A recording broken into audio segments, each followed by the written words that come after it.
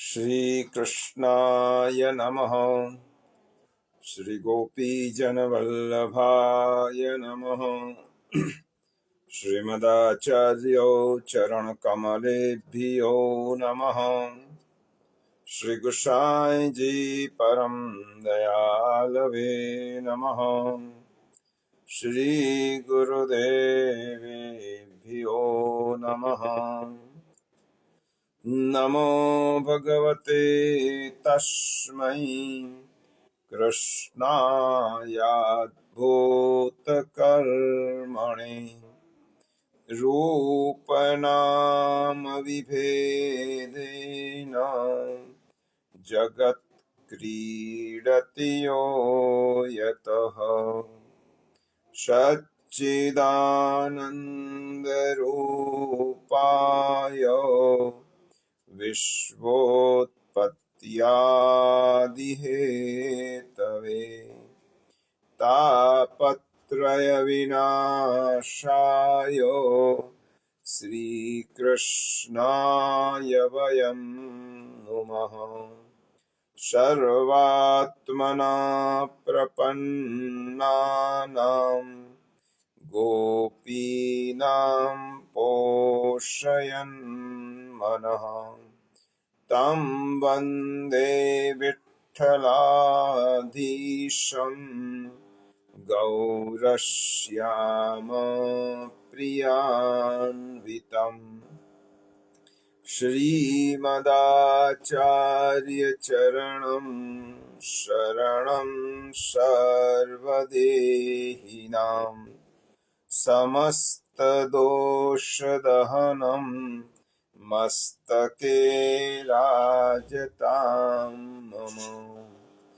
जन्माद्यस्य यतोऽन्वयादितरतश्चार्थेष्वभिज्ञस्वराट् तेने ब्रह्महृदाय आदिकवये मुह्यन्ति यत्सूरयः तेजो वारिमृदां यथा विनिमयो यत्र त्रिसर्गो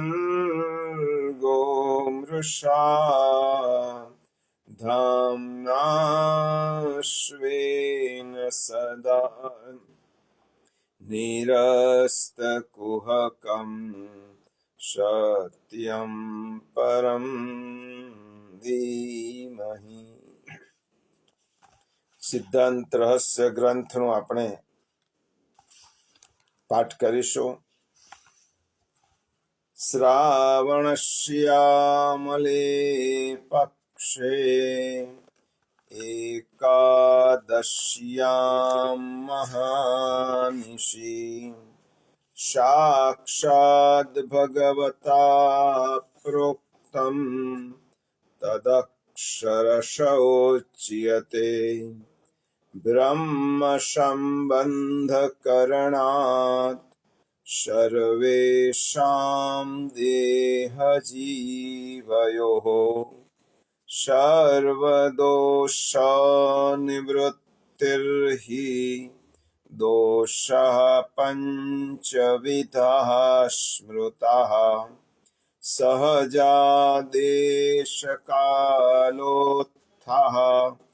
લોકવેદનિરૂપિતઃ સંયોગજાः સ્પર્શજાશ્ચ નામन्तવ્યા કથંચન અન્યથા સર્વદોષાણાં ન નિવૃત્તિઃ કથંચન અસમર્પિતવસ્તુનાં તસ્માદ્વર્જનम्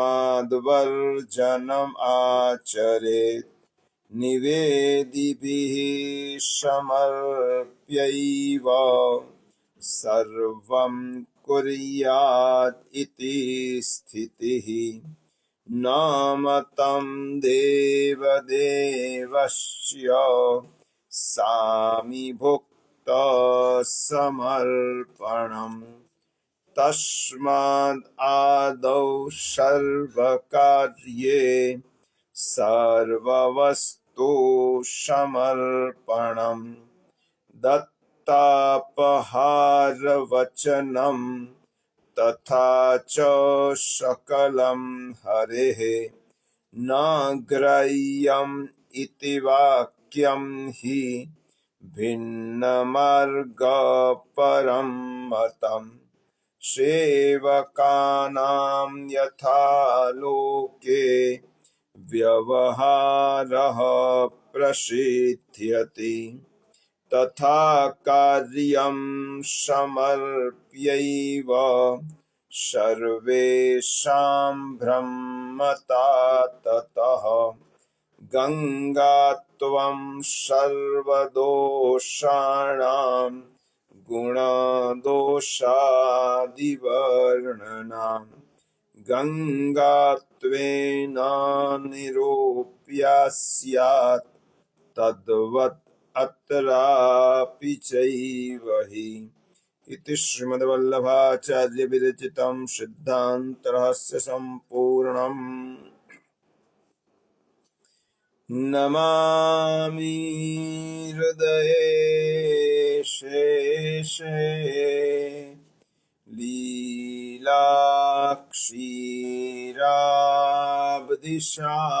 लीलाक्षीराब्धिशायिनम् लक्ष्मीसहस्रलीलाभिः सेव्यमानम्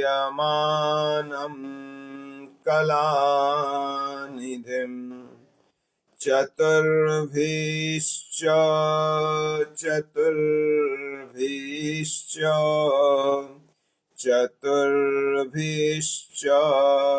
त्रिभिस्तथा षड्भिर्विराजते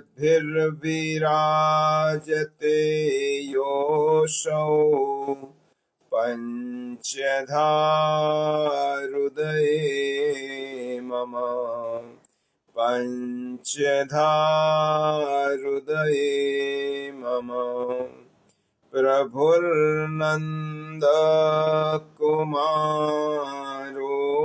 मे स्वामिनी वृषभानुजा कृतार्थोऽहं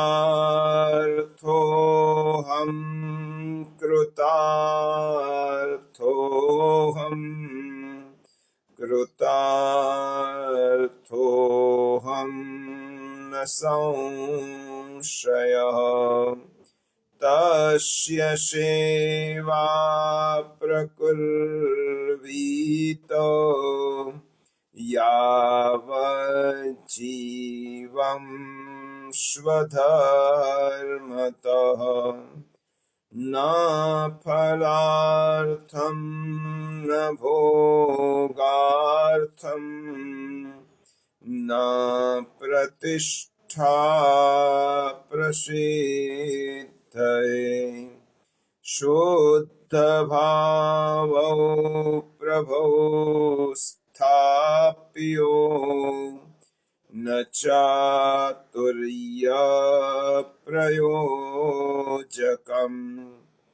अन्तर्यामी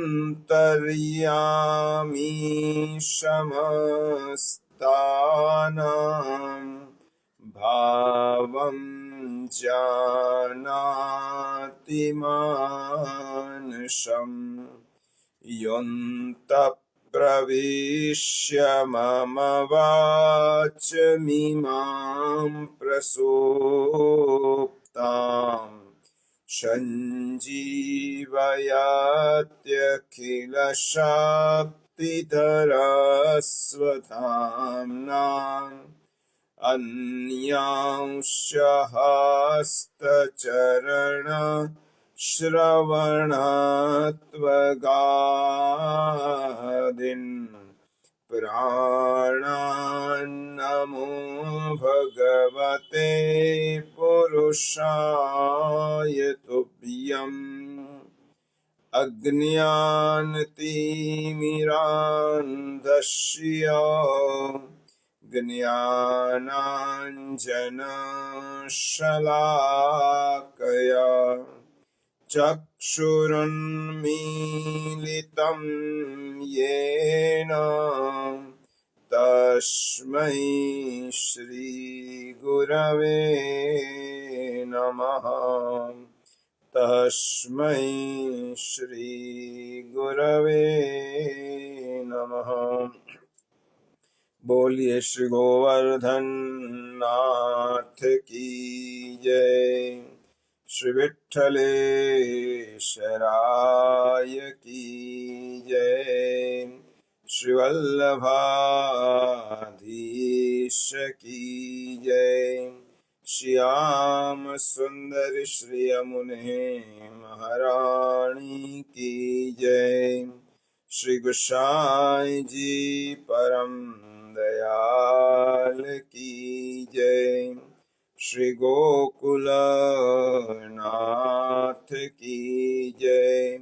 श्री हरिराय महाप्रभु की जय। श्री भागवत भगवान की जय। बोलिए श्री गिरिराज धरण की जय। શ્રીમદ ભાગવત પુષ્ટિ સત્સંગ સાથે ફેસબુકના માધ્યમથી જોડાયેલા આપ સૌ વૈષ્ણવ ભાઈ બહેનોને સાનુનય જય શ્રી કૃષ્ણ। આપના હૃદયમાં બિરાજમાન પરમ કૃપાળુ પરમાત્માને વંદન કરી આપણે શ્રી ઠાકોરજી, શ્રી મહાપ્રભુજી, શ્રી ગુસાઈજી અને શ્રી યમુનાજીના યુગલ ચરણ કમલોમાં સદૈન્ય કોટી કોટી દંડવત કરી આજના સત્સંગનો પ્રારંભ કરીએ। પ્રિયજનો, આજે વૈશાખ વદ 11। આજની 11નું નામ છે અપરા એકાદશી। આ એકાદશીનું પૌરાણિક મહાત્મ્ય બ્રહ્માંડ પુરાણમાં વર્ણવવામાં આવ્યું છે। આ 11નો જે મુખ્ય સંદેશ છે તે છે કે સ્વકર્મનો ત્યાગ કરવાથી અથવા સ્વકર્મ ન કરવાથી કે સ્વકર્મ અડધેથી છોડી દેવાથી જે પાપ આપણને લાગે છે તેનો નાશ કરનારી એકાદશી છે।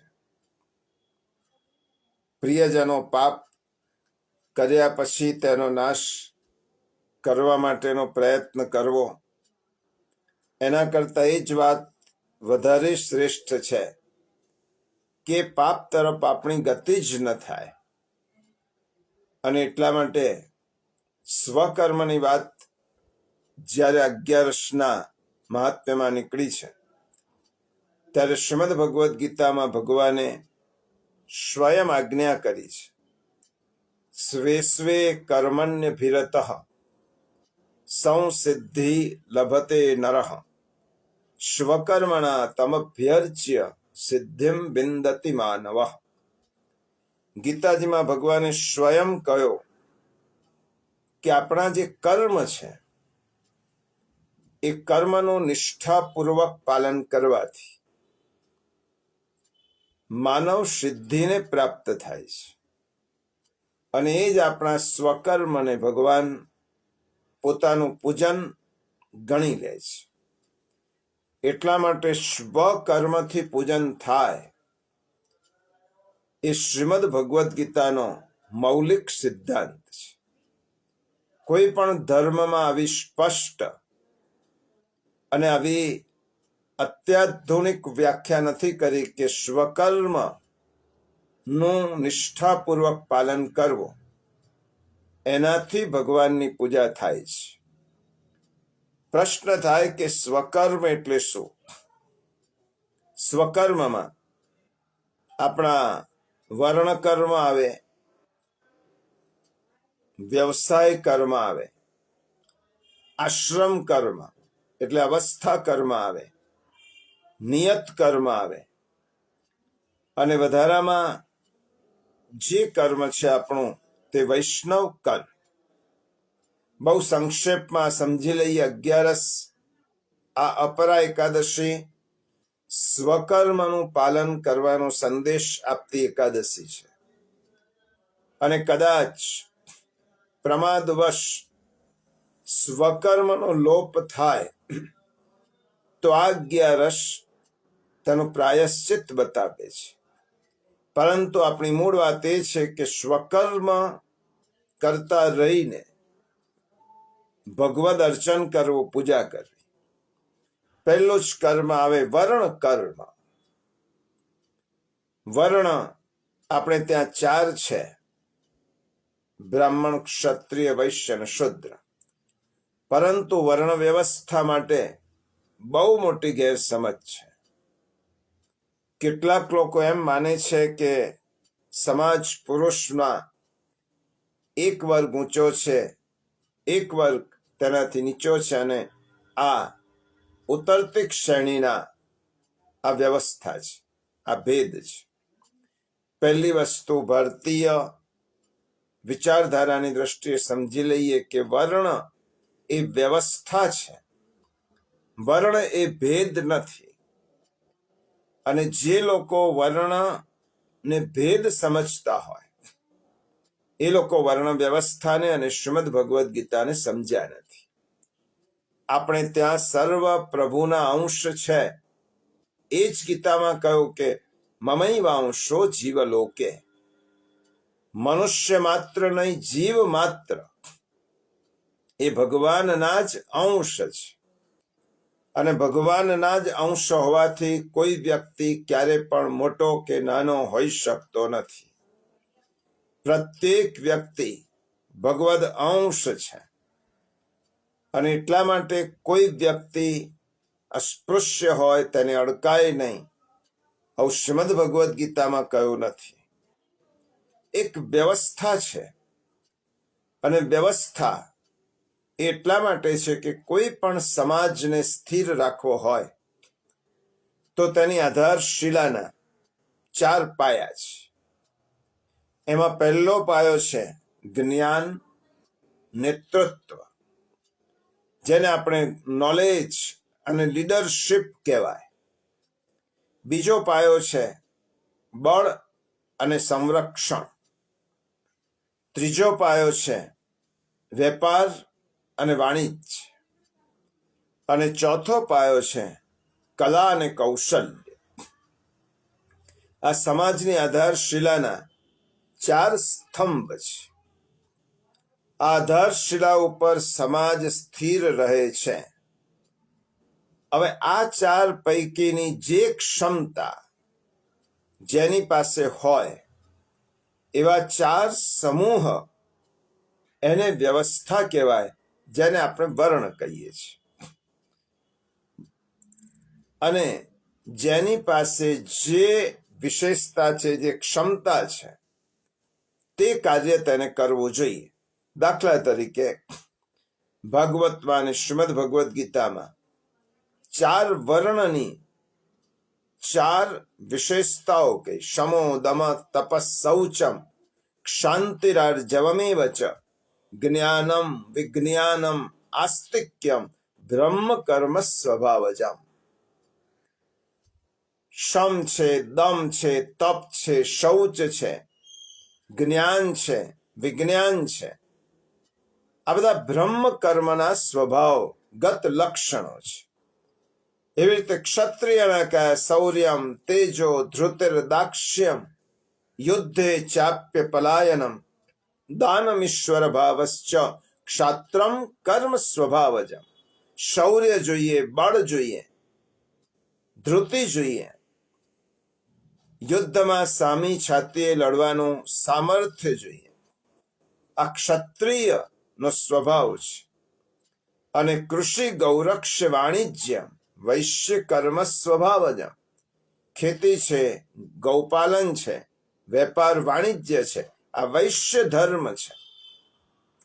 અને સમાજમાં જે કલા કૌશલ્ય, જેના કારણે સમાજની નાનામાં નાની જરૂરિયાતો સંતોષાય છે, એ કલા કૌશલ્ય કરવું એ શુદ્ર કર્મ સ્વભાવજમ. તો આ વર્ણ એ વ્યવસ્થા છે. વર્ણને ભેદ સમજીને જે લોકો માનવ વચ્ચે ભેદ ઉભો કરે છે, તે શ્રીમદ ભગવદ્ ગીતાને અને ભારતીય વિચારધારાને માન્ય નથી. આ થયું વર્ણ કર્મ. એવી જ રીતે વ્યવસાય કર. આપણે સ્વકર્મને સમજીએ છીએ 11ના માધ્યમથી. વ્યવસાય કર. કોઈ વ્યક્તિ ડોક્ટર હોય, કોઈ શિક્ષક હોય, કોઈ વેપારી હોય, કોઈ ખેડૂત હોય, કોઈ ઉદ્યોગપતિ હોય, તો આ જે વ્યવસાય કર્મ છે એ આપણને વ્યવસાય માટે મળેલા કર્મ છે, તેનું નિષ્ઠાપૂર્વક પાલન કરવું જોઈએ. ડોક્ટર છે, એના ધર્મને ભૂલે ત્યારે તે સ્વકર્મથી અને સ્વધર્મથી ચલિત થાય છે. શિક્ષક છે, ભણાવવું એ તેનો કર્મ છે, વ્યવસાય કર્મ છે, તેને સ્વીકારેલું કર્મ છે અને તેને વળતર મળે છે. તો શિક્ષક જ્યારે પોતાના સ્વધર્મ અને સ્વકર્મમાંથી ચલિત થાય ત્યારે તે દોષ થાય છે, અપરાધ છે, સમાજ પુરુષનો અપરાધ છે. વેપારી છે, ખેડૂત છે, વગેરે વ્યવસાયિક કર્મ કહેવાય. અને વ્યવસાય કર્મ પ્રામાણિકતાપૂર્વક, નીતિમત્તાપૂર્વક કરવા જોઈએ, એવા આપણા શાસ્ત્રનો આદેશ છે. ત્રીજા કર્મ છે આશ્રમ કર્મ. આપણે ત્યાં 4 આશ્રમ માન્ય કર્યા છે: બ્રહ્મચર્યાશ્રમ, ગૃહસ્થાશ્રમ, વાનપ્રસ્થ આશ્રમ અને સંન્યાસ આશ્રમ.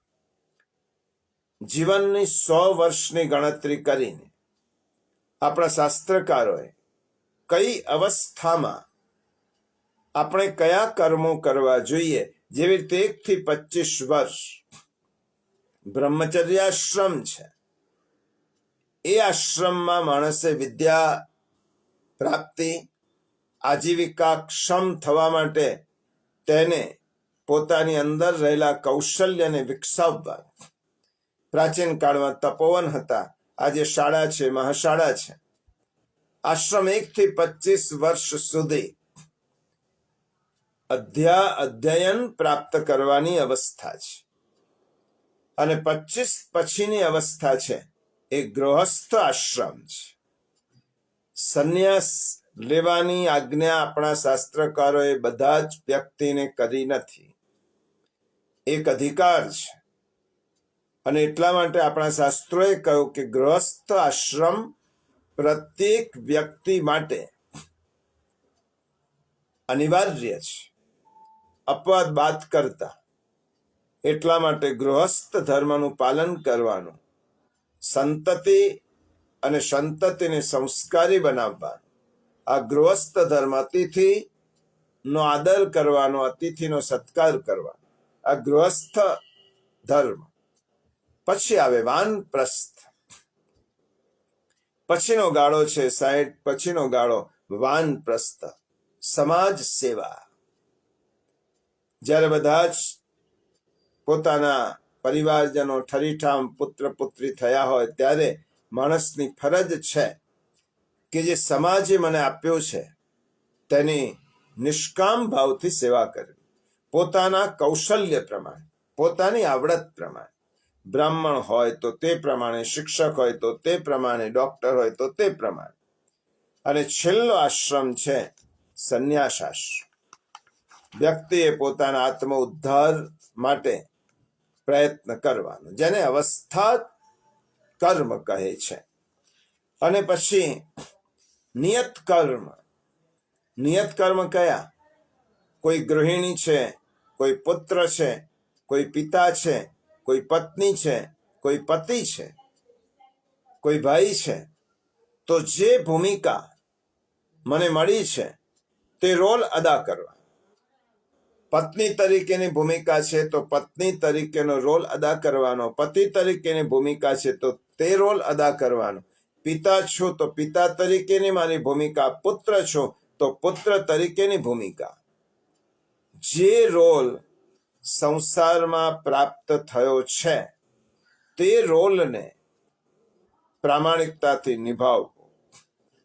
આ બધા જ કર્મમાંથી જ્યારે આપણે ચલિત થઈએ છીએ, પ્રમાદવશ સ્વકર્મને, અવસ્થા કર્મને, આશ્રમ કર્મને, વર્ણ કર્મને છોડી દઈએ છીએ, ત્યારે શાસ્ત્રકારો કહે છે કે એ આપણો અપરાધ થાય છે, એનું પાપ લાગે છે.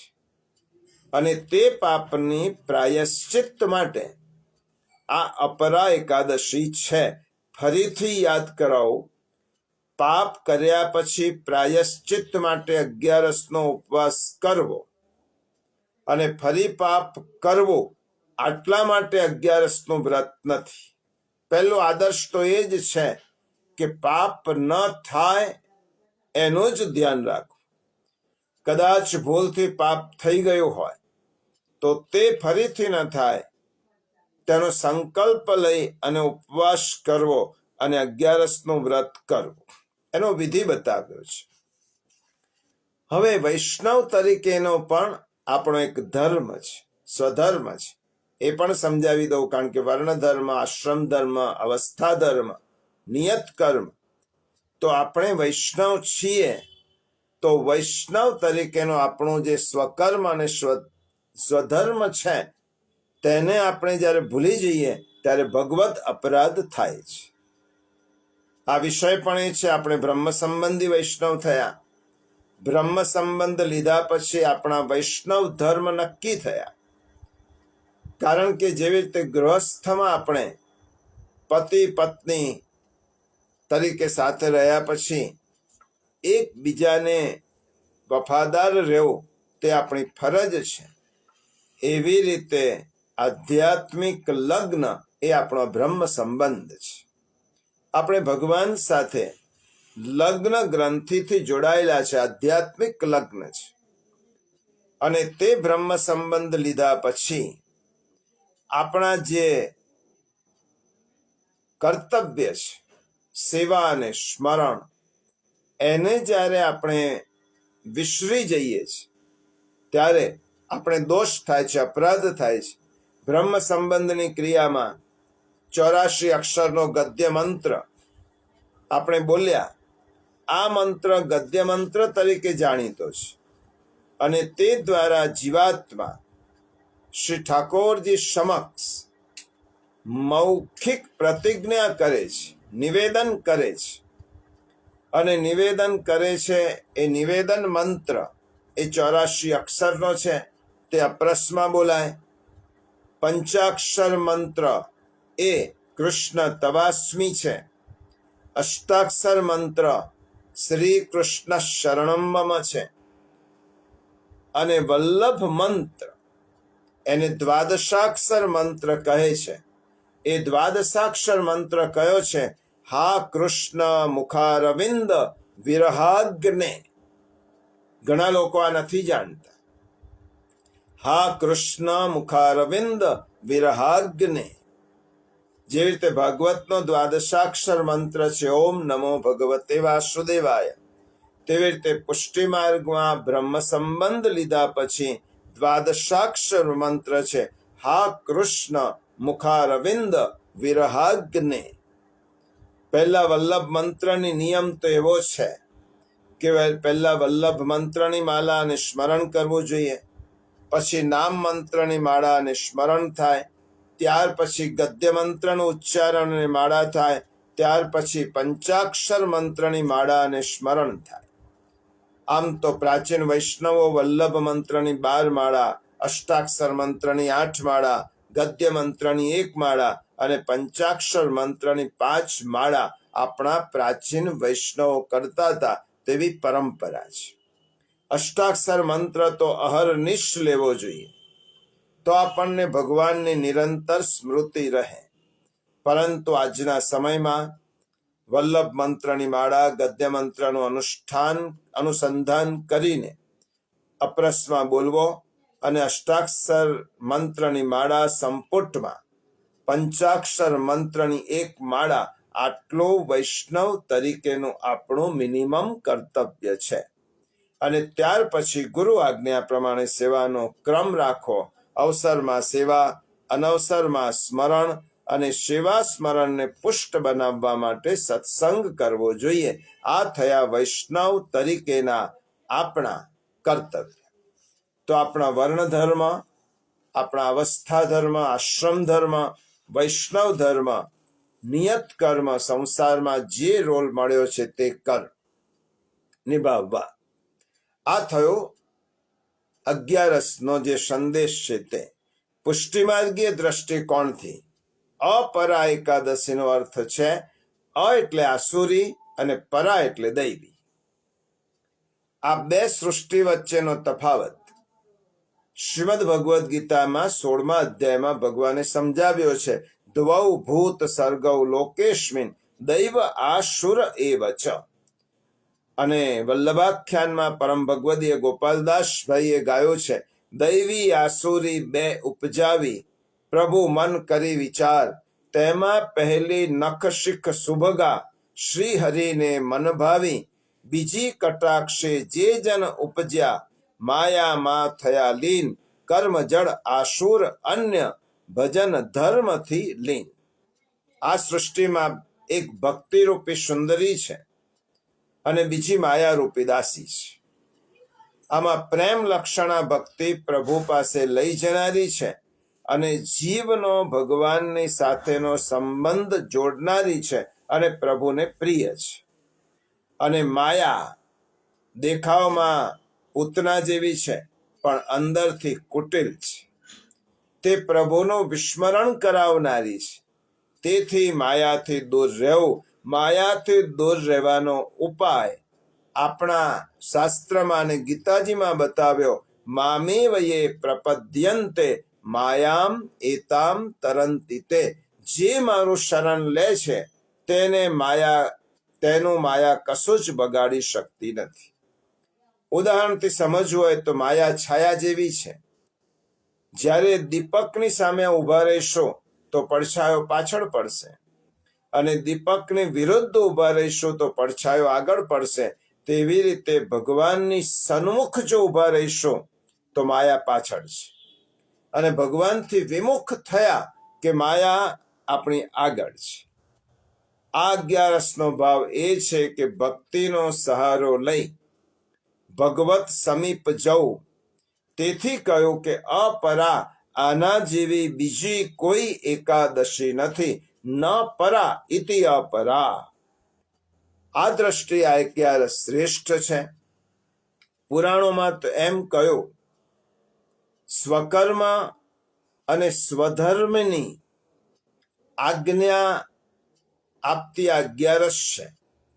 જે વ્યક્તિ પોતાનું સ્વકર્મ, સ્વધર્મ, પરિવાર પ્રત્યે, સમાજ પ્રત્યે, રાષ્ટ્ર પ્રત્યે, ભગવાન પ્રત્યે જે પોતાનું સ્વકર્મ અને સ્વધર્મનું નિષ્ઠાપૂર્વક પાલન કરે છે તેને, આ પુરાણની વાત કરું છું કે કારતક માસમાં પુષ્કરમાં 3 વખત સ્નાન કરવાથી જે ફળ મળે છે તે ફળ મેળવવાનો તે અધિકારી બને છે.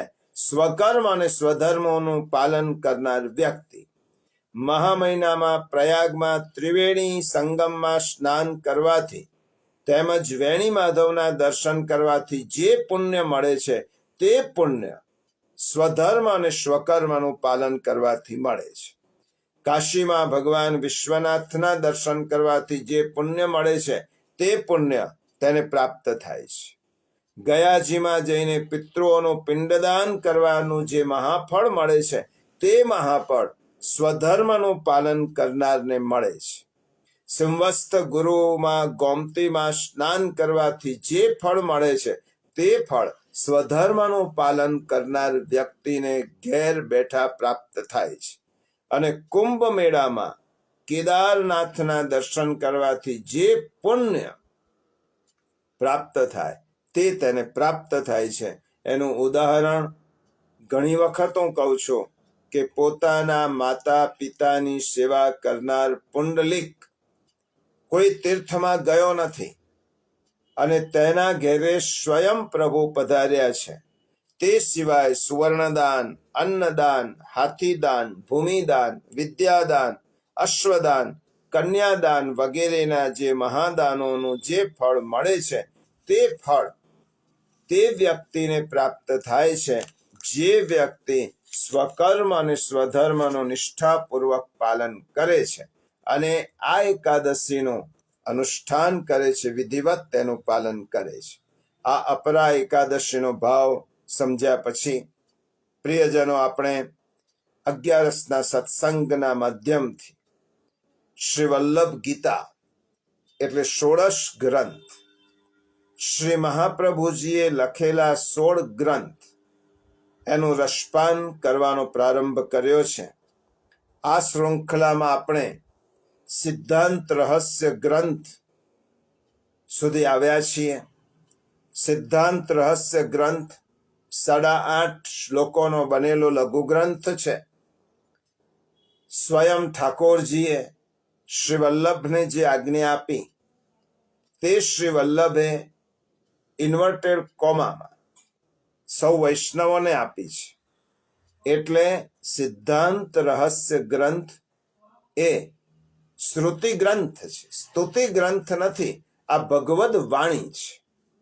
શ્રીમદ ભગવદ્ ગીતાનું જેટલું મહાત્મ્ય એટલો મહાત્મ્ય સિદ્ધાંત રહસ્ય ગ્રંથનું, કારણ કે ભગવાનની પ્રત્યક્ષ વાણી છે. એટલા માટે શ્રુતિ ગ્રંથ છે. ભગવાનના મુખારવિંદમાંથી પ્રગટ થયેલો આ ગ્રંથ શ્રી વલ્લભની કૃપાથી આપણને સુલભ થયો છે. કારણ કે આ વાત શ્રી વલ્લભને જ સંવત 1549માં શ્રીમદ ગોકુલમાં શ્રી વલ્લભને ઠાકોરજીએ પ્રગટ થઈ અને જે આજ્ઞા કરી તે આજ્ઞા વલ્લભ આપણને કરે છે. અને દામોદરદાસ હર્ષાણીજી માટે આ ગ્રંથ શ્રી મહાપ્રભુજીએ ભગવદ વાણી રૂપે જ પ્રગટ કર્યો છે. 16 ગ્રંથ એ શ્રી મહાપ્રભુજીના શ્રી અંગ રૂપે છે. તો સિદ્ધાંત રહસ્યનો ગ્રંથ એ શ્રી વલ્લભાચાર્યજીનો જમણો ચરણારવિંદ છે. જેવી રીતે 12 સ્કંદ શ્રીનાથજી બાબાના 12 અંગ છે, એવી રીતે 16 ગ્રંથ એ શ્રી વલ્લભના એક અંગ છે. તો સિદ્ધાંત રહસ્ય ગ્રંથ એ શ્રી મહાપ્રભુજીનો જમણો ચરણ છે. ગયા સત્સંગમાં આપણે જોઈ ગયા બ્રહ્મ સંબંધ કરણાત સર્વેશામ દેહજીવયો સર્વદોષ નિવૃત્તિર્હિ દોષા પંચવિધા સ્મૃતા. આ શ્લોકનું વિવરણ આપણે ગઈ એકાદશીના સત્સંગમાં જોયું. બ્રહ્મ સંબંધનો તાત્પર્ય સમજવાનો પ્રયત્ન કર્યો. પ્રિયજનો, શ્રી મહાપ્રભુજીને એક ચિંતા એ પણ હતી કે પ્રભુ આપ નિર્દોષ છો અને જીવ સદોષ છે. નિર્દોષ બ્રહ્મ પાસે સદોષ જીવને કેવી રીતે લઈ આવવા? ત્યારે સ્વયં પ્રભુએ આજ્ઞા કરી, હે વલ્લભ, બ્રહ્મ સંબંધ કરાવો. શ્રી મહાપ્રભુજીએ પૂછ્યું કે કૃપાનાથ, બ્રહ્મ સંબંધ કરાવવાથી શું થશે? ત્યારે ઠાકોરજીએ કહ્યું કે જીવોના દોષોની નિવૃત્તિ થશે. જીવ જે દોષપૂર્ણ છે એના દોષો નિવૃત્ત થશે. અહીંયા આપણે આ શબ્દ બહુ સમજવાનો છે. નિવૃત્તિ શબ્દ આ ઠાકોરજીનો શબ્દ છે. સર્વ દોષ નિવૃત્તિર્હિ. નિવૃત્તિ શબ્દ મહત્વનો છે, નાબૂદી શબ્દ નથી. દોષ નિવૃત્ત થશે એમ કહ્યું છે, દોષ નાબૂદ થશે એવું કહ્યું નથી. એનો અર્થ શું થયો કે જ્યાં સુધી આપણે સેવામાં છીએ ત્યાં સુધી આ દોષો આપણને નડતરરૂપ નહીં થાય. તે સમય પૂરતા દોષો નિવૃત્ત થશે. પરંતુ યદા બહિર્મુખાયુથમ, જ્યારે આપણે કૃષ્ણથી બહિર્મુખ થયા, સેવાથી વિમુખ થયા, કે તરત જ બધા જ દોષો પાછા પ્રવેશ પણ કરી શકે, દયા ભવૈયાની વાતનું સ્મરણ થાય છે. રાજાને ખુશ કરવા માટે દયો ભવૈયો વૈષ્ણવનો વેશ ધારણ કરે છે. વૈષ્ણવ રાજા તેના કોઈ ખેલથી ખુશ થતો ન હતો. રાજાને પોતાના અભિનયથી ખુશ કરવાનું આ દયા ભવૈયાએ જાણે પ્રણ લીધું હતું. વૈષ્ણવ રાજાને ખુશ કરવા માટે દયા ભવૈયાએ પોતાના નાટકના રોલમાં વૈષ્ણવનો વેશ ધારણ કર્યો. સરસ મજાની ધોતી બંડી, વ્રજવાસી ધારની ટોપી, ઉર્ધ્વ પુંડ ત્રિપુંડ તિલક, તુલસીની કંઠી, હાથમાં ગૌમુખી અને જાણે એક વૈષ્ણવનો સ્વાંગ ધારણ કરી અને રંગમંચ ઉપર દયો ભવૈયો આવે છે. આ સ્વાંગ ધરી જ્યાં રંગમંચ ઉપર આવ્યો, ક્યારેય તેના અભિનયથી ખુશ ન થનાર રાજા અતિ પ્રસન્ન થયો. કારણ કે વૈષ્ણવના વેશમાં રાજાએ પોતાના પ્રભુને જ જોયા. કારણ કે દયારામભાઈ તો કહે છે, હરિ ગુરુ વૈષ્ણવ સરખા લેખો, ભિન્ન ભાવ હૃદય નવ લેખો. વૈષ્ણવ માટે તો હરિ, ગુરુ અને વૈષ્ણવ ત્રણેય જે સમાન ગણે છે તે જ સાચો વૈષ્ણવ. રાજાએ વૈષ્ણવના સ્વાંગમાં પોતાના વિભુના દર્શન કર્યા. અતિ પ્રસન્ન થયેલા રાજાએ વિચાર્યું કે આનું શું ન્યોછાવરી કરું, અને મોંઘામાં મોંઘી બક્ષિસો ન્યોછાવર કરવા લાગ્યો. હરખથી છકી ગયેલો દયો ભવૈયો રાજાની રજા લઈ પોતાના મુકામે જવા તૈયાર થયો. અનેક ભેટ ન્યોછાવરી કરી છે રાજાએ દયા ભવૈયા. હરખમાં ને હરખમાં પોતે નાટક માટે ધારણ કરેલો વૈષ્ણવ વેશ ઉતારવાનું પણ ભૂલી ગયો અને વૈષ્ણવ સ્વાંગમાં જ પોતાના મુકામે જઈ રહ્યો છે. રાત્રિનું અંધારું છે. રસ્તે ચાલતા પાછળથી કંઈક અવાજ આવ્યો. એ પાછળ નજર કરીને જુએ છે તો વિચિત્ર દેખાવવાળી 4 સ્ત્રીઓ તેની પાછળ પાછળ આવતી હતી. ક્ષણવાર માટે દયો ભવૈયો ઊભો રહ્યો. સ્ત્રીઓ પણ ઊભી રહી અને એ ચાલ્યો તો સ્ત્રીઓ પણ પાછળ ચાલવા લાગી. દયા ભવૈયાને કુતૂહલ થયું, ડર પણ લાગ્યો. કારણ કે એ જમાનામાં ભૂત પ્રેત ડાકણથી લોકો બહુ ડરતા. એણે ગભરાઈને પૂછ્યું કે તમે કોણ છો? મારી પાછળ પાછળ કેમ આવો છો? સ્ત્રીઓ બોલી, અમે 4 હત્યાઓ છીએ. બ્રહ્મ હત્યા, ગૌ હત્યા, સ્ત્રી હત્યા અને બાલ હત્યા. વર્ષોથી તારા શરીરમાં હતી. તું મરી જાય ત્યારે તને નરકમાં લઈ જવાની હતી, પણ તે વૈષ્ણવનો વેશ પહેર્યો અને વૈષ્ણવ રાજાનો તને સંગ થયો, સત્સંગ થયો. એ જ વખતે અમે બળવા લાગી એટલે બહાર નીકળી ગઈ. હવે અમે એ રાહ જોઈએ છે કે તું આ વૈષ્ણવ વેશ ઉતારે એટલી વાર અમે પાછી તારામાં પ્રવેશ કરીએ. એટલા માટે તારી પાછળ પાછળ આવીએ છીએ. દયો ભવૈયો આશ્ચર્યચકિત થયો. અરે, મેં તો અભિનય માટે વૈષ્ણવ વેશ ધારણ કર્યો ને એટલામાં જો મને આટલો લાભ મળ્યો હોય તો જો હું સાચો વૈષ્ણવ થઉં અને વેશ અને વૈષ્ણવ સંગ સદાને માટે રાખો તો આ બધી જ બલાઓથી હું મુક્ત થઈ જાઉં. મુકામે આવ્યો. રાત્રે સુવા જાય છે, ચેન પડતું નથી. સવારમાંથી ઉઠીને ફરીથી એ રાજા પાસે આવ્યો. રાજાને વિનંતી કરી કે આપ વૈષ્ણવ છો, મને વૈષ્ણવ દીક્ષા અપાવો. રાજાએ કહ્યું કે વૈષ્ણવ અમે દીક્ષા ના આપી શકીએ, અમારા ગુરુ આપે. હું તને એક વિનંતી પત્ર ગોસાઈજી પ્રભુચરણને લખી આપું છું. આ વિનંતી પત્ર લઈ અને ગોસાઈજી પ્રભુચરણ પાસે જા. ગોસાઈજી પાસે આવ્યો. આ દયો ભવૈયો નામ નિવેદન મંત્ર ગોસાઈજીએ કરાવ્યો અને દયા ભવૈયો કાયમ માટે વૈષ્ણવ થયો. આ વાર્તાનું સ્મરણ એટલા માટે કરાવ્યું કે આપણામાં દોષો છે જ, પણ એ દોષો જ્યારે આપણે પ્રત્યક્ષમાં સેવા કરીએ અને પરોક્ષમાં સ્મરણ કરીએ ત્યાં સુધી આપણાથી દૂર રહે છે, નિવૃત્ત થાય છે, નાબૂદ થતા નથી. ઘણા લોકોની ગેરસમજ છે કે અમે બ્રહ્મ સંબંધ લીધો એટલે દોષ નિવૃત્ત થયા. નિવૃત્ત એ સેવા અને સ્મરણમાં હો છો ત્યાં સુધી જ નિવૃત્ત થાય છે, પાછા આપણામાં પ્રવેશ કરે છે. જેવી સેવા અને સ્મરણ છોડીએ કે તરત જ દોષો આપણામાં પ્રવેશ કરે છે. એટલા માટે શ્રી મહાપ્રભુજી આજ્ઞા કરે છે કે ગાયના શિંગડા ઉપર સરસવનો દાણો રહે એટલા સમય માટે પણ જો આપણે સત્સંગથી વિમુખ થઈએ તો આસુરાવેશ આપણામાં પ્રવેશ કરી જાય છે. માટે સિદ્ધાંત રહસ્યનું આ સૌથી મોટું રહસ્ય છે. સર્વ દોષ નિવૃત્તિર હિ, બધા જ દોષો નિવૃત્ત થાય છે ભગવદ સેવા અને ભગવદ સ્મરણનું અનુસંધાન હોય તો.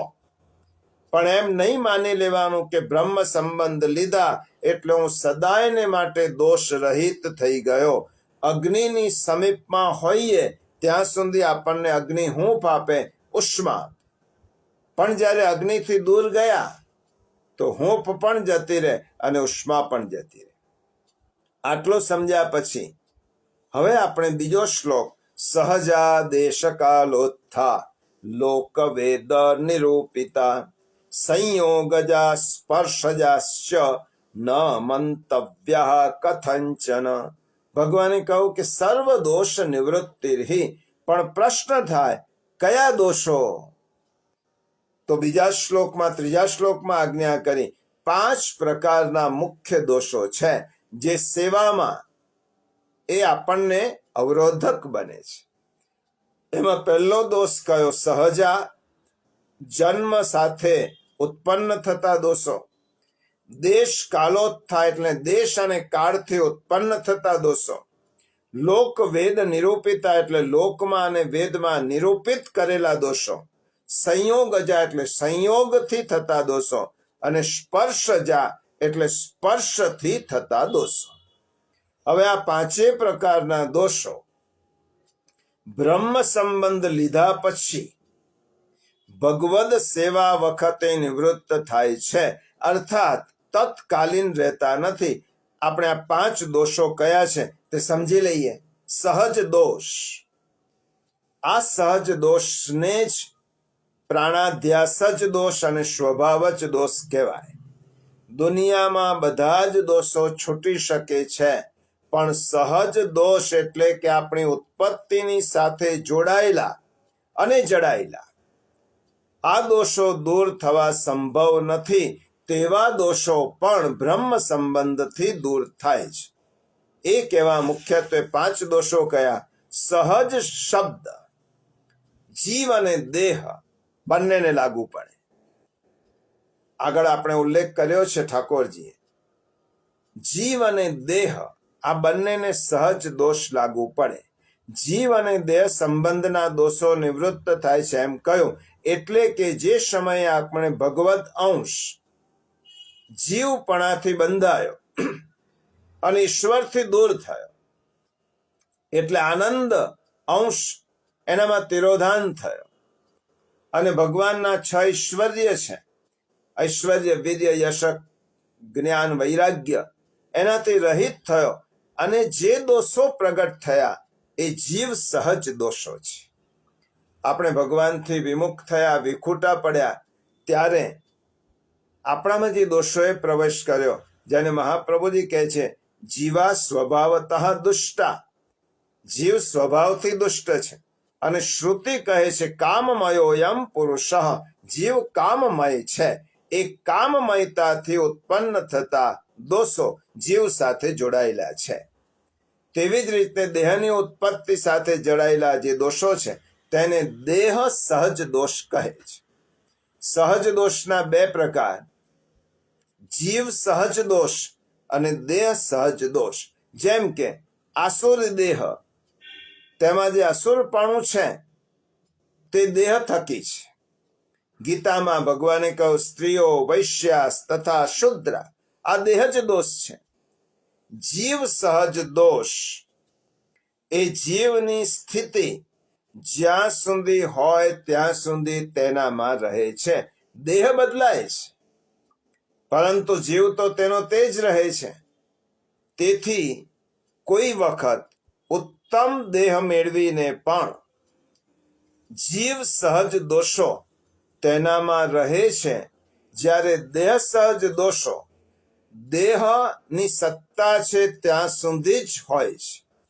ક્યારેક એવું થાય, ઉત્તમ દેહ હોય પણ જીવ સહજ દોષોને કારણે ઉત્તમ દેહ હોવા છતાં પણ તે જીવ દોષયુક્ત ગણાય. હું ઉદાહરણ આપું.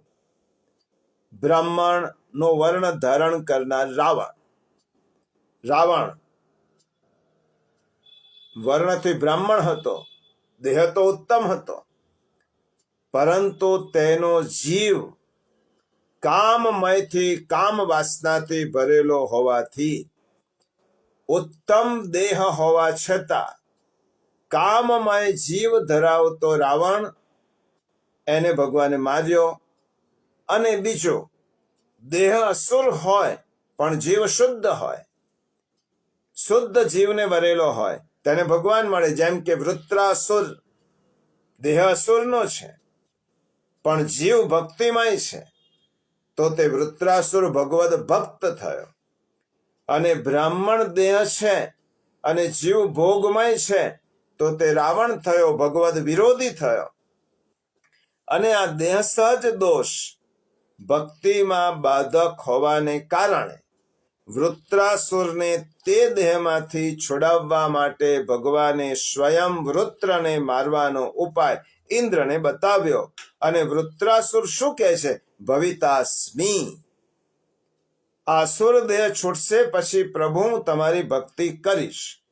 મારો અસુર દેહ તમારા દાસપણાને યોગ્ય નથી, પણ ફરીથી જ બીજા જન્મમાં મને યોગ્ય દેહ આપશો તો ભવિતાસ્મી ભૂય, હું ભક્તિને વરીશ. હવે બીજો દેહ સહજ દોષ એટલે શું? જીવ દૈવી હોવા છતાં પણ જો આસુરી શરીરમાં રહેલો હોય ત્યારે જીવનું દૈવીપણું એને સેવામાં યોજે તો પણ શરીરનું આસુરીપણું તેને સેવાથી વિમુખ કરે છે, તેને સેવાથી બહાર ખેંચે છે. જેવી રીતે સેવાના સમયમાં નિદ્રા આવવી,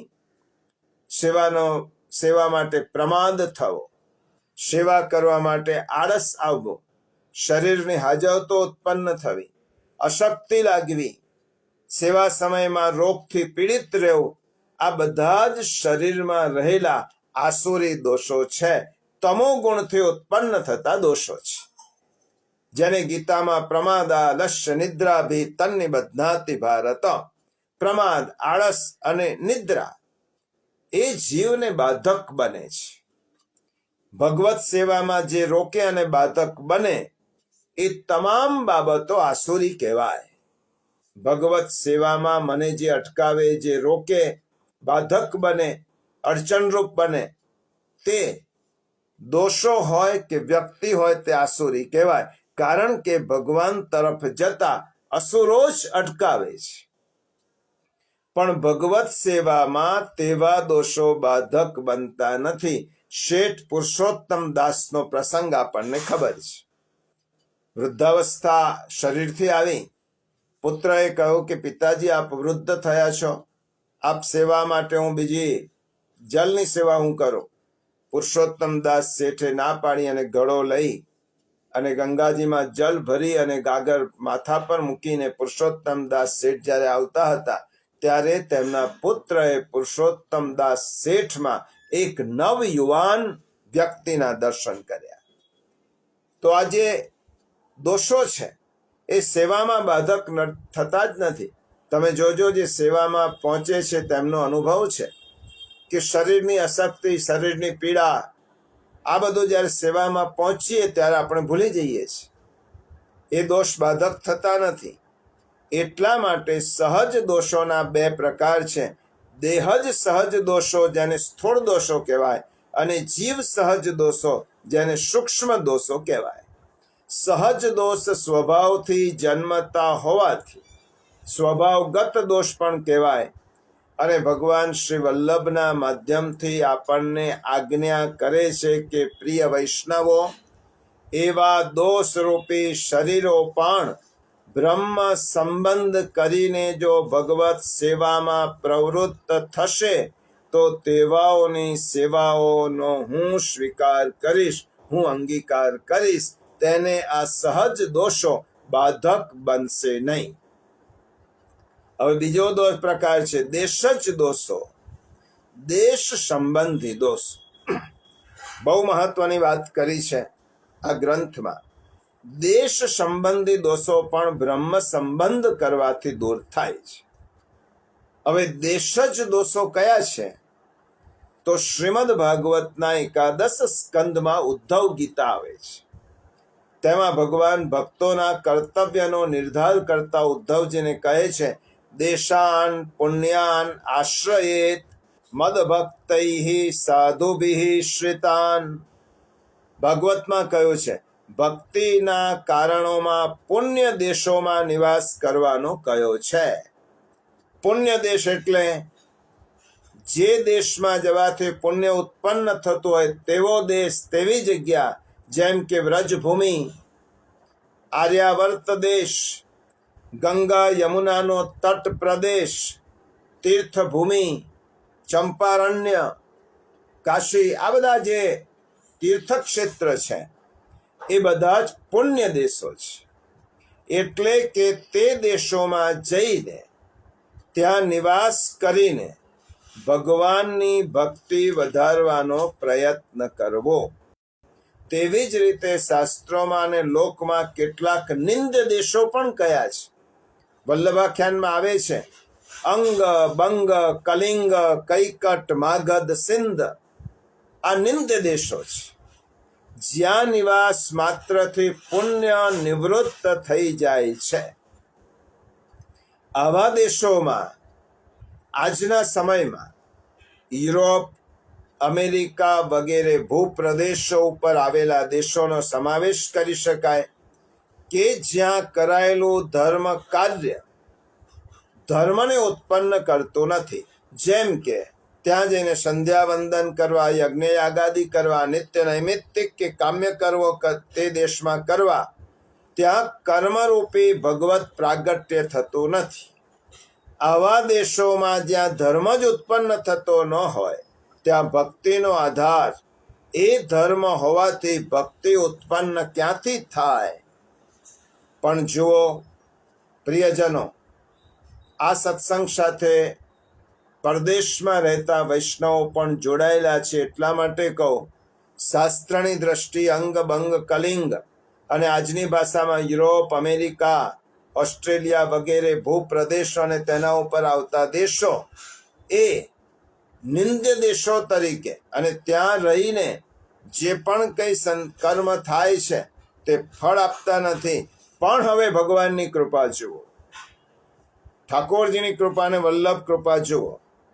ભગવાનને ખબર જ હતી અને શ્રી વલ્લભને ખબર હતી કે કલિયુગના જીવો પોતાના વ્યવસાય માટે, આજીવિકા માટે પુણ્ય દેશો છોડીને નિંદ્ય દેશોમાં જવાના છે. તેમને ત્યાં જવું પડશે તેવા સંજોગો નિર્માણ થશે. ભક્તિ ભૂમિને છોડીને ભોગ ભૂમિમાં પણ જવું પડશે. તો શું ભક્તિ છોડી દેવી? સેવા સ્મરણ છોડી દેવા? તેથી કહ્યું, બ્રહ્મ સંબંધ કરીને, ધ્યાનથી સાંભળજો, બ્રહ્મ સંબંધ કરીને કોઈ પણ વ્યક્તિ કોઈ પણ દેશ વિશેષમાં જશે અને ત્યાં જઈને પણ મારી સેવા કરશે તો તેનો હું સ્વીકાર કરીશ, તેની સેવાનો અંગીકાર કરીશ. એનો અર્થ એમ થયો, કોઈ પણ પ્રકારના દેશમાં રહેલો વ્યક્તિ ઇવન નરકનો દરવાજો સાચવવાની નોકરી કરતો હોય અને ત્યાં રહીને પણ જો ભગવત સેવા કરે છે અને કરશે તો તેની સેવાનો અંગીકાર પણ ભગવાન કરવાના છે, એમ આ ગ્રંથમાં કહ્યું. એનો અર્થ એવો થયો, આધુનિક સમયમાં અમેરિકા, યુરોપ, આફ્રિકા, ઓસ્ટ્રેલિયા વગેરેમાં નિવાસ કરી જે ભારતીયો ત્યાં રહ્યા છે અથવા તો ત્યાંના સ્થાનિક પ્રજાજનો, એ સર્વને ભગવત સેવા કરવાનો સમાન અધિકાર છે અને તેઓ તે દેશમાં રહીને પણ પુષ્ટિ સેવા પોતાના ઘેર કરી શકે છે અને તેમના વડે કરાતી સેવાનો અંગીકાર ભગવાન સ્વયં અને અવશ્ય કરે છે અને તેમને ત્યાં રહીને પણ સેવાનું પૂર્ણ ફળ પ્રાપ્ત થાય છે. માટે પરદેશમાં જવું પડે તો જરૂર જવું, ત્યાં નિવાસ કરવો પડે તો જરૂર કરવો, પણ ભગવદ સેવા ન છોડવી. કારણ કે ઠાકોરજી પ્રભુ કહે છે, દેશ જ દોષોને હું દૂર કરું છું. દેશ છોડવો પડે તો છોડવો, પણ સેવા ન છોડવી. ભોગ છોડવો પડે તો છોડવો, પણ ભક્તિ ન છોડવી. પોતાનો વૈષ્ણવ ધર્મ ક્યારે પણ ન છોડવો. અને એના માટે મહાપ્રભુજીએ પણ આજ્ઞા કરી કે બ્રહ્મ સંબંધ લેનાર વૈષ્ણવના દેશ જ દોષો દૂર થાય છે. નિંદ્ય દેશોમાં રહીને પણ એ ભગવત સેવા કરે તો તે સેવાનો અંગીકાર પ્રભુ સ્વયં કરે છે. આ ઉપરાંત અન્ય 7 પ્રકારના સ્થળો પણ શાસ્ત્રમાં દૂષિત ગણ્યા છે. ઉષરભૂમિ, ઉજ્જળ પ્રદેશ, ગર્ધબ ક્ષેત્ર, દુર્જનવાસ, હિંજલવાસ કે જ્યાં જળ ખારું અને ઓછું હોય, જલની વચ્ચે આવેલી ભૂમિ એટલે ટાપુની ભૂમિ, સ્વકર્મ ભીતિ દેશ એટલે નિર્બળ અને નિર્માલ્ય વસ્તી ધરાવતા દેશ, અને પરચક્ર ભીતિ દેશ એટલે હિંસક અને ક્રૂર વસ્તી ધરાવતા દેશ. આ દેશ જ દોષો પણ બ્રહ્મ સંબંધ કરણાત, બ્રહ્મ સંબંધ કરવાથી દૂર થાય છે અને ત્યાં રહીને પણ ભગવદ સેવા અને ભગવત સ્મરણ જેટલો સમય તમે કરો છો તેટલો સમય તમારામાંથી આ દોષ નિવૃત્ત થાય છે. પછી કહ્યું, કાલ દોષ પણ નિવૃત્ત થાય. કાલમાં ઉત્પન્ન થતા દોષો પણ સેવામાં બાધક નથી. જેમ કે વૈદિક કર્મોમાં તે કર્મ માટે નિયત સમય કહેવાયો છે.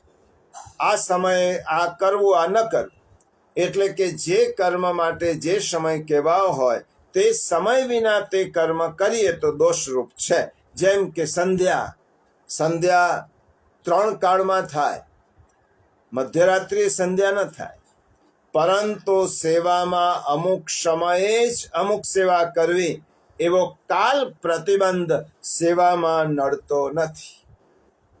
તદેવ લગ્નમ સુદિનં તદેવ તારા બલંચમ ચૈવ બલં તદેવ વિદ્યા બલં દૈવ બલં તદેવ લક્ષ્મી પતે તે ગૃયુગમ સ્મરામી. શાસ્ત્રમાં એમ કહ્યું, તે જ સમય શ્રેષ્ઠ, તે જ સ્થળ શ્રેષ્ઠ કે જેમાં બેસીને ભગવાનમાં મારું ચિત્ત ચોંટતું હોય, હું ભગવાનની સેવા કરી શકતો હોય તે સમય મારા માટે શ્રેષ્ઠ. તેવી રીતે અવસ્થાકાલ પણ સેવામાં બાધક નથી. બાલવય, અતિ બાલવય, વૃદ્ધાવસ્થાનો કાલ પણ બાધક નથી. ભગવાન કહે છે કે બ્રહ્મ સંબંધ કરીને સેવામાં પરોવાઈને રહેલા વૈષ્ણવ માટે કાલ પણ બાધક બનતો નથી. કારણ કે જ્યારે શ્રી વલ્લભ અને વિઠ્ઠલની કાનીથી અને દમલાજીની કાનીથી જ્યારે વૈષ્ણવ સેવામાં પહોંચે છે ત્યારે ઠાકોરજી સ્વયં તે સેવાનો અંગીકાર કરવા માટે પધારે છે. અને જ્યાં ઠાકોરજી પધારે ત્યાં દૂષિત કાલ રહેતો જ નથી. શ્રીમદ ભાગવતના જન્મ પ્રકરણમાં કહ્યો, જ્યારે પ્રભુનું પ્રાગટ્ય થવાનું હતું, અથ સર્વ ગુણોપેત કાલ પરમ શોભન. જ્યારે પ્રભુ પ્રગટ થયા ત્યારે દૂષિત કાલ પણ ભૂષિત થયો, કાલ શોભવા લાગ્યો.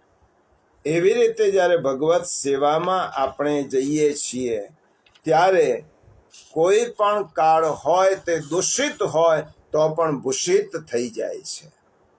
કાલ જ દોષ એટલે યુગના સાંપ્રત કાલના દોષ. આ કયો યુગ છે?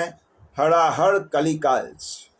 સતયુગ, દ્વાપર યુગ, ત્રેતા યુગમાં તમે સહજ રીતે દોષોમાંથી મુક્ત રહી શકો છો, પણ કલિકાલમાં કાલના દુસ્સહ પ્રભાવથી જીવને અનેક દોષો વખતો વખત લાગુ પડે છે. વળી ક્યારેક ક્યારેક દુષ્ટ મુહૂર્ત, અયોગ્ય સમય કાર્ય કરવામાં આવે તો તે કાર્યો કરવાથી પણ દોષ લાગે. ભાગવતમાં દિતિ માતાનું ઉદાહરણ છે. કશ્યપની બે પત્ની હતી, અદિતિ અને દિતિ. એમાં કશ્યપ ઋષિની પત્ની દિતિ, જેને અનુચિત સમય પોતાના પતિ કશ્યપ ઋષિ પાસે વિષય વાસનાની પૂર્તિની ઈચ્છા કરી અને તેનામાં આસુરી ભાવ સ્ફુર્યો, અને તે સમયે કરેલા જે એને આસુરી ભાવ સમય કરેલા સંધ્યાકાળનો સમય હતો, યોગ્ય અનુચિત સમય હતો. તે સમયે તેના ગર્ભમાં હિરણ્ય કશ્યપો જેવા અસુર પુત્રો થયા. આ દોષ, કયા દોષની વાત કરે? કાલ જ દોષ, કાલ જ સમય. એવી રીતે બીજી વાત જવા દો. નંદ બાબા રાત્રે નિષિદ્ધ સમયે યમુનામાં સ્નાન કરવા ગયા, કાલ દોષ થયો. એ દોષને કારણે વરુણના દૂતો તેમને પકડીને લઈ ગયા. એ વાત જુદી છે કે ઠાકોરજીએ જ તેમને છોડાવ્યા અને દોષ મુક્ત કરાવ્યા. તેમ આપણે પણ કાલોત્થ દોષમાંથી કોણ બચાવે છે? એ જ કનૈયો, એ જ કૃષ્ણ. ભલે આપણે નંદ બાબા નથી, પ્રભુ આપણા પુત્ર રૂપે નથી, પરંતુ આપણા સેવ્ય રૂપે આપણી સાથે હોય, અને જ્યારે સેવામાં પહોંચીએ ત્યારે કાલ જ દોષથી ભગવાન આપણને બચાવે છે. અલબત્ત સેવ્ય બનતા પહેલા ઠાકોરજીને આપણામાં સર્વસ્વ સમર્પણ કરવાની ભાવના જો ઉત્પન્ન કરીએ, સંપૂર્ણ રીતે પ્રભુને શરણાગત થઈએ, તો કાલના પ્રભાવથી ઉત્પન્ન થતા દોષોથી પ્રભુ આપણને બચાવે છે.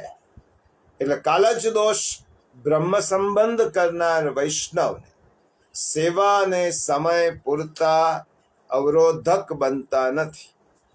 અને પછી કહ્યું લોકવેદ નિરૂપિતા, એટલે કે જેનું નિરૂપણ લોકમાં અને વેદમાં કરવામાં આવ્યું છે તેવા દોષો, શ્રુતિ સ્મૃતિમાં જેનો ઉલ્લેખ કરવામાં આવ્યો છે તેવા દોષો, જેમ કે યજ્ઞ યાગાદિ કરતા જતા પૂજા અનુષ્ઠાનમાં બેદરકારી દાખવીએ અને અજ્ઞાનતાને કારણે દોષો થાય તેવા દોષો, જે કાર્યો અમુક વિધિ પ્રમાણે જ કરવાના છે અને કર્મોની વિધિ અધૂરી રાખવાથી, ન્યૂન રાખવાથી થતા દોષો, જેવી રીતે શ્રીમદ ભગવદ્ ગીતામાં ભગવાને આજ્ઞા કરી, તસ્માત શાસ્ત્રમ પ્રમાણમ તે કાર્ય વ્યવસ્થિતો જ્ઞાત્વા શાસ્ત્ર વિધાનોક્તમ કર્મમ કર્તુર્મિહાસ્યતિ.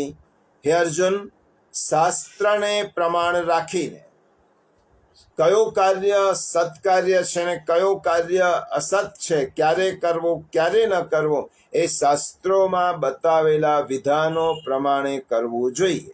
આ શાસ્ત્રની આજ્ઞા છે. એવી રીતે યદ્યપિ શુદ્ધમ લોક વિરુદ્ધમ ના કરણીયમ ના ચરણીયમ, લોકોમાં જે ન કરવું જોઈએ, વ્યવહારમાં જે ન કરવું જોઈએ તે કરીએ ત્યારે દોષો થાય. લોક વેદ નિરૂપિતા, વેદ જેને માન્ય કરતા નથી તેવા દોષો, લોકમાં ન કરવા જેવા કાર્યો કરવા તેવા દોષો, આ દોષો પણ બ્રહ્મ સંબંધ કરવાથી નિવૃત્ત થાય છે. એક પ્રસંગનું સ્મરણ થાય છે. વાર્તા પ્રસંગમાં બ્રાહ્મણ વૈષ્ણવની વાત આવે છે. બ્રાહ્મણ માટે આપ સૌ જાણો છો, બ્રાહ્મણ માટે જનોઈ એ પવિત્ર બંધન ગણાય. તેના 9 તંતુઓમાં 9 દેવતાઓનું આવાહન છે. યજ્ઞોપવિતની ગ્રંથિમાં 3 વેદો છે. યજ્ઞોપવિતની ગ્રંથિમાં બ્રહ્મા વિષ્ણુ રુદ્રનું પણ આવાહન છે. આ જનોઈ છેદન વેદ શાસ્ત્ર કથિત અપરાધ છે. વિશિષ્ટ સંજોગો ન હોય ત્યાં સુધી જનોઈ કાઢી જ ન શકાય. જેવી રીતે કંઠી માટે આપણને નિયમો લાગુ પડે તેવા જનોઈમાં આ જનોઈધારી બ્રાહ્મણ વૈષ્ણવની વાત આવે છે. આ બ્રાહ્મણ સેવામાં પહોંચે છે. શ્રી ઠાકોરજીની સેવાના રૂમમાં બુહારી કરવાની હોય છે. સેવાનો સમય થઈ ચૂક્યો હોય છે. હવે જ્યારે બુહારી લઈને બ્રાહ્મણ વૈષ્ણવ સેવા કરવા માટે ગયા ત્યારે બુહારીની દોરી તૂટી ગઈ, સળીઓ છૂટી પડી ગઈ. હવે જૂનો સમય, દોરી લાવવી ક્યાંથી, બાંધવી ક્યાંથી, અને બુહારીની સેવા કર્યા વગર સેવામાં પહોંચાય નહીં. શું કરવાનું? પોતાના ઠાકોરજીને શ્રમ પડશે એમ માનીને તે બ્રાહ્મણ વૈષ્ણવે પોતાની જનોઈની દોરી વડે બુહારી બાંધી અને ઠાકોરજીની સુખ માટે, ઠાકોરજીને શ્રમ ન પડે એટલા માટે જનોઈની દોરી બનાવીને બુહારીને બાંધી. જે જનોઈમાં 9 તંતુમાં 9 દેવતાઓનું આહવાન છે, 3 વેદ છે, બ્રહ્મા વિષ્ણુ રુદ્રનું આહવાન છે, તે જનોઈનું છેદન કરવું એ વેદનો અપરાધ છે. પરંતુ જો સેવામાં તે બ્રાહ્મણે જનોઈની દોરી બનાવી અને બુહારી સાથે બાંધી તો સેવામાં આ અપરાધ નડ્યો નહીં. કારણ કે બ્રહ્મ સંબંધ કરણાત સર્વેશામ દેહજીવયો સર્વ દોષ નિવૃત્તિ. ભગવાનના દોષને નિવૃત્ત કરે છે. જો જનોઈ સેવાના સમય સિવાય એનું છેદન કર્યું હોય તો શાસ્ત્રનો અપરાધ થતો. પરંતુ કોના માટે છેદન કર્યું છે? પોતાના પ્રભુ માટે. પુષ્ટિ માર્ગ તેને કહેવાય. સ્વામી સુખ, જ્યાં સ્વામીના સુખનો વિચાર છે તે પુષ્ટિ માર્ગ. સાપેક્ષતા સ્વામી સુખે પુષ્ટિ માર્ગસ્ય કથ્યતે.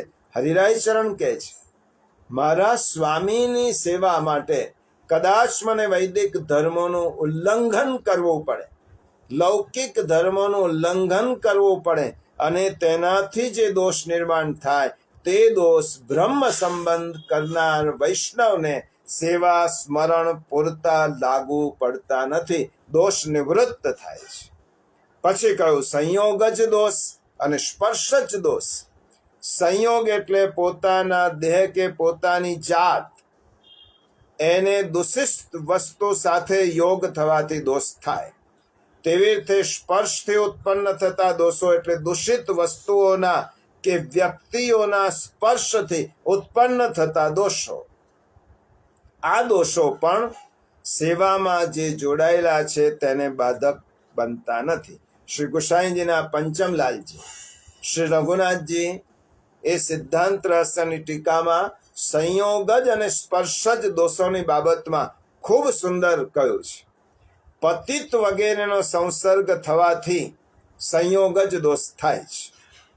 પ્રિયજનો, અહીં પતિતનો અર્થ વિચારોથી પતિત, વૃત્તિથી પતિત લેવાનો છે. જેને ઈશ્વરના બારામાં સંશય છે, જેને ઠાકોરજીના અસ્તિત્વના બારામાં શંકા છે, એવા વ્યક્તિનો જો સ્પર્શ થાય તો સંયોગ જ દોષ થાય છે. અને ઇન્દ્રિયોના જે વિષયો છે તેમાંના જે નિષિદ્ધ વિષયોનો ઇન્દ્રિયો સાથે સંબંધ થવાથી સ્પર્શ જ દોષ થાય છે. હવે શ્રી રઘુનાથજી પોતાની ટીકામાં જણાવે છે કે પ્રિયજનો વ્યવહારમાં મને કે કમને પણ જેનો સંસર્ગ ન થવો જોઈએ તેવા સંસર્ગો થઈ જ જાય છે, અને તેનાથી થોડા વધતા પ્રમાણમાં દોષ ઉત્પન્ન થાય છે. ભલે આપણું મન ગમે તેટલું ભગવાનમાં કે ભક્તિમાં લાગેલું હોય છતાં પણ ભગવાન અને ભક્તિ વિરોધી એવા લોકોનો 5 મિનિટ માટે પણ સંસર્ગ થઈ જ જાય, અને તેનો થોડો પણ સંસર્ગ મનુષ્યોની વર્ષોની સાધનાને નષ્ટ કરી શકે છે. ભાગવતમાં ઉદાહરણ છે સૌભરી ઋષિનું. સૌભરી ઋષિ યમુનાના કિનારે પવિત્ર સ્થળે રહીને તપશ્ચર્યા કરતા હતા, અને એક દિવસ જલમાં દ્રષ્ટિ ગઈ અને તેમને માછલીઓ વચ્ચેની પરસ્પરની કામ ક્રીડા તેમને જોઈ. તેમના હૃદયમાં વિકાર થયો. ક્ષણ માત્રનો સંસર્ગ થયો છે, જોયો છે વિષય. અને સૌભરી ઋષિ તપ છોડીને માંધાતાની પાસે ગયા, રાજા પાસે. તેમની બધી જ કન્યાઓને પરણ્યા અને સંસાર માંડ્યો. આવી રીતે થોડોક વિષય સંપર્ક, ક્ષણ માત્રનો વિષય સંપર્ક પણ ભગવાન અને ભક્તિ વિરોધી લોકોનો સંસર્ગ આપણને બાધક નીવડે છે. ભલે પોતાનામાં ભાવ ન હોય, પણ પોતાના સગાઓ, સંબંધીઓ, સ્વજનો, મિત્રો, વ્યવસાયમાં જોડાયેલા લોકો, અરે તે બધાની વાત છોડી દઈએ.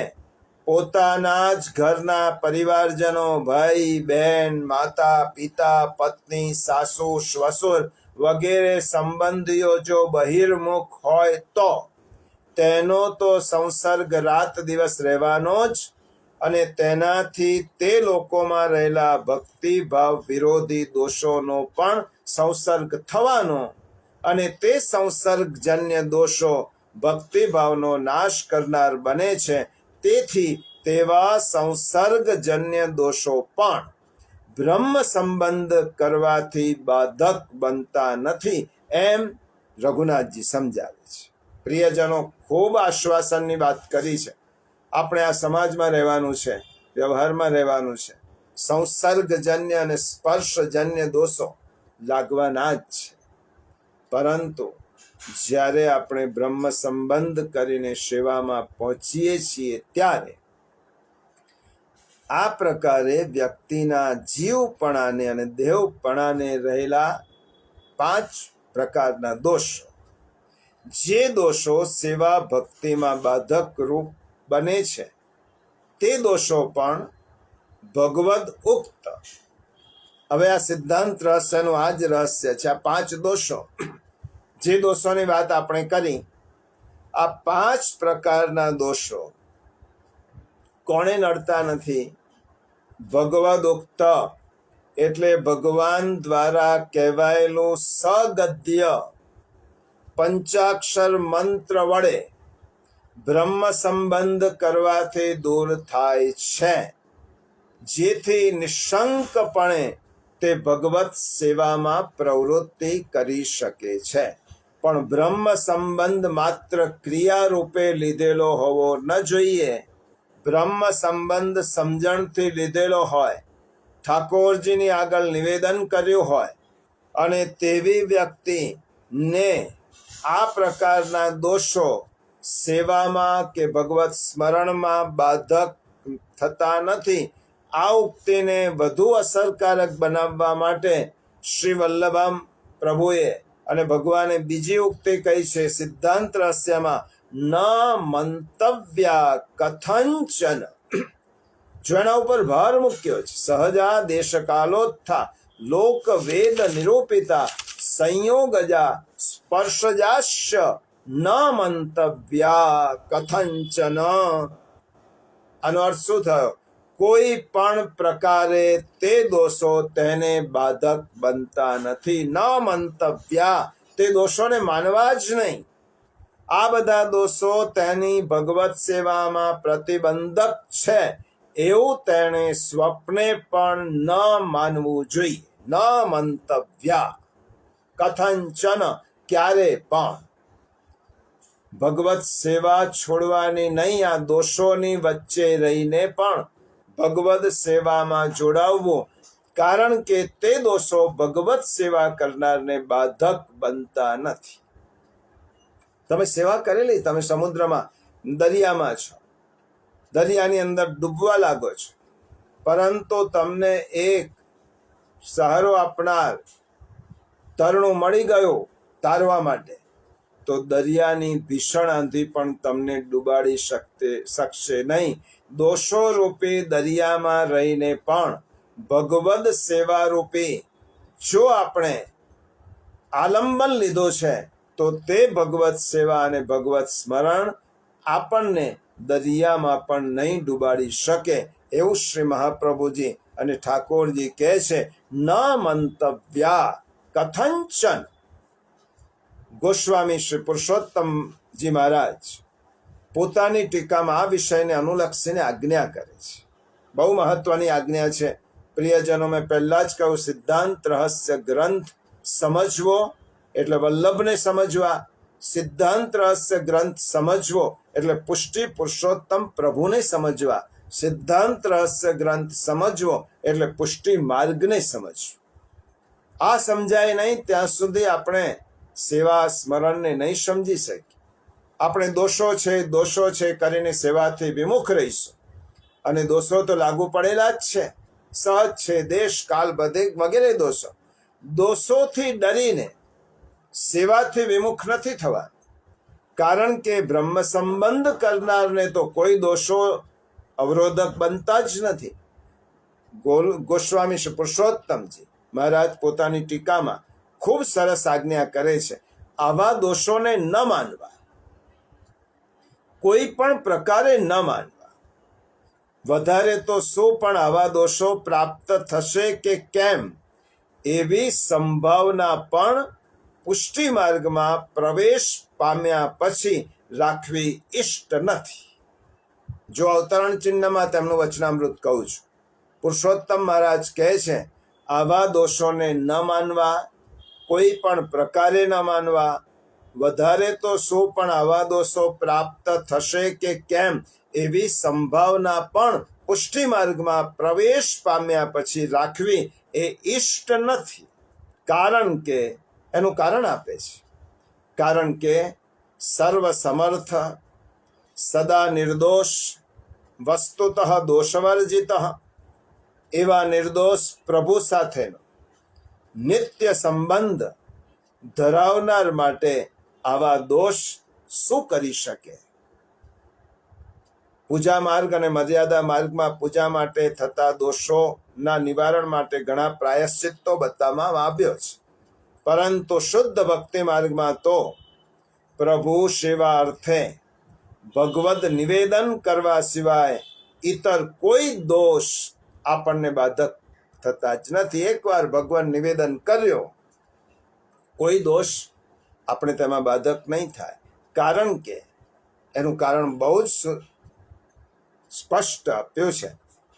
ભક્તિ માર્ગમાં સાક્ષાત રસાત્મક પ્રભુ સ્વયં સેવ્ય બનીને આપણે ત્યાં બિરાજે છે. જો આ કારણ છે, આ જ કારણ છે.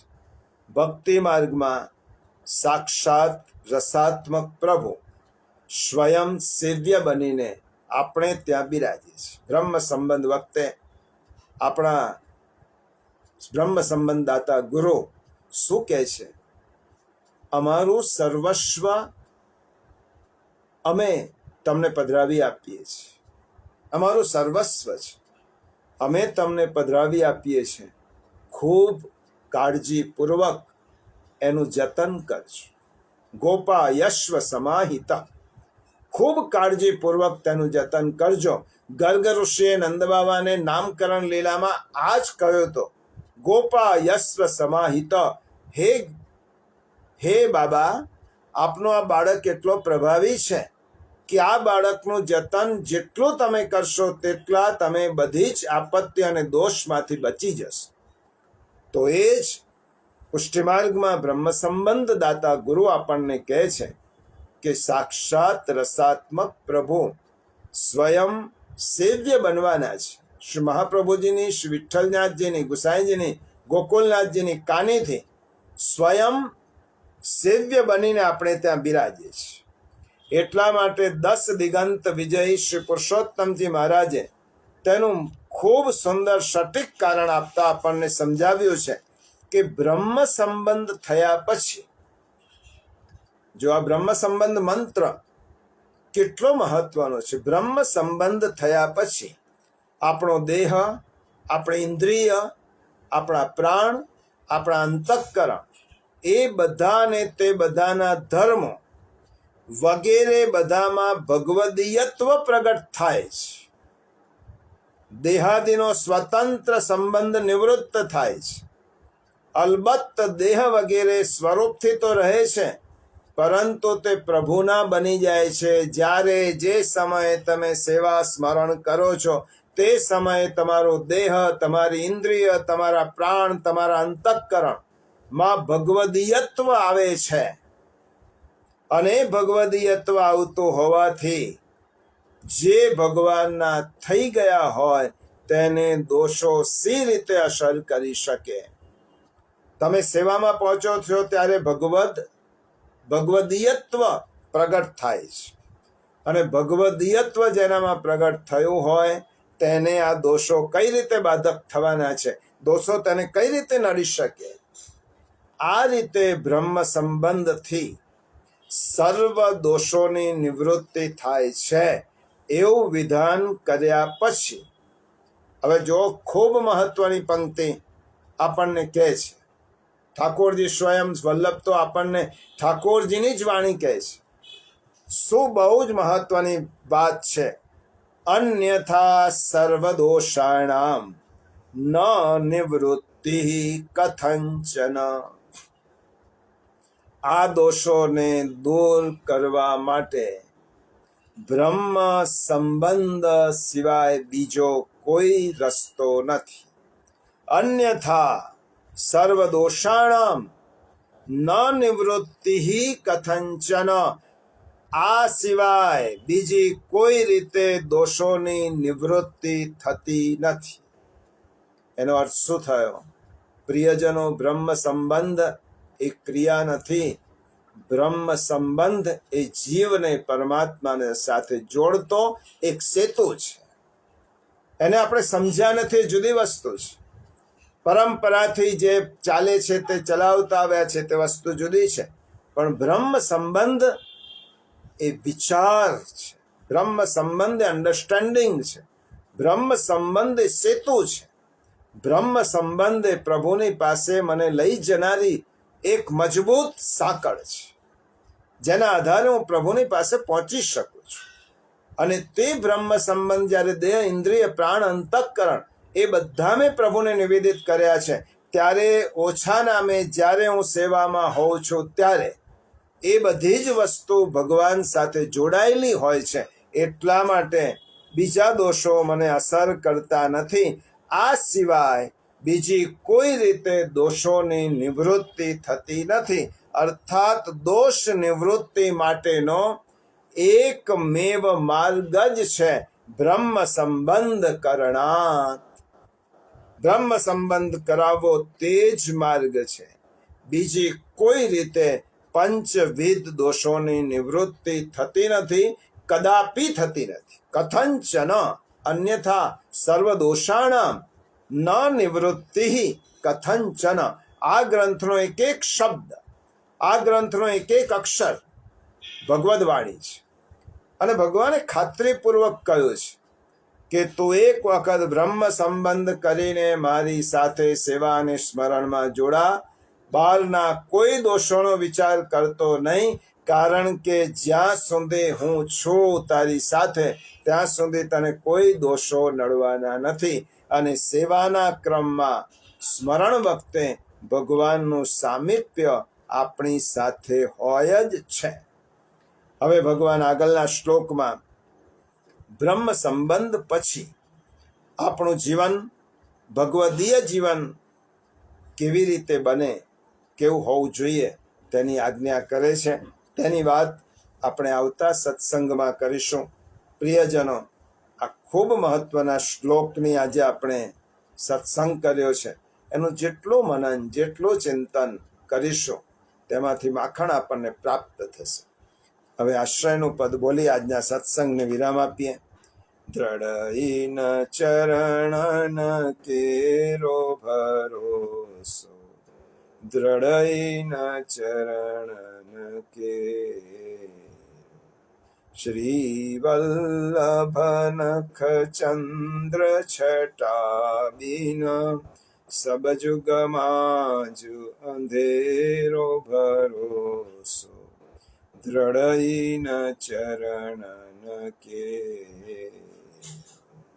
साधन और नहीं कली में જાસુ હોય નિવેરો સૂર કહા કહે દ્વિવિધ આંધરો बिना मूल को चेरो भरोसो दृढ़ न चरणन के दृढ़ न चरणन केरो भरोसो दृढ़ न चरणन दृढ़ न चरणन दृढ़ न चरणन के। श्री वल्लभाधीश की जय।